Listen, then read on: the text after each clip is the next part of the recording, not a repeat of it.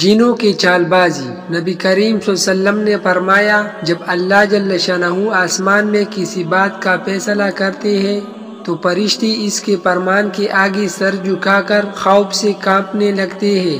پھر جب ان کے دلوں سے اللہ جل شانہ کے فرمان کے ہیبت دور ہو جاتے ہیں تو وہ ایک دوسرے سے کہتے ہیں کہ تمہارے رب نے ابھی ابھی کیا فرمایا ہے؟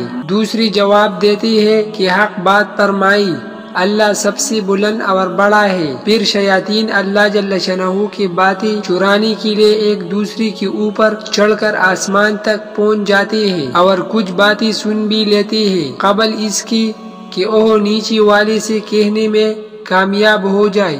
ایک انگارہ آ کر انہیں جلا دیتا ہے۔ کبھی وہ کوئی ایک بات اپنے نیچے والے شیطان کو بتانے میں کامیاب ہو جاتا ہے، حتیٰ کہ پھر وہ بات شیاطین اپنے دوست جادوگروں، کاہنوں اور نجومیوں کو جا کر بتاتے ہیں، اور وہ اس ایک سچی بات کے ساتھ 100 جھوٹ ملا کر لوگوں میں پھیلا دیتے ہیں۔ جب ان کی کوئی بات سچ ہو جاتی ہے تو لوگ انہیں سچا ماننے لگ جاتے ہیں۔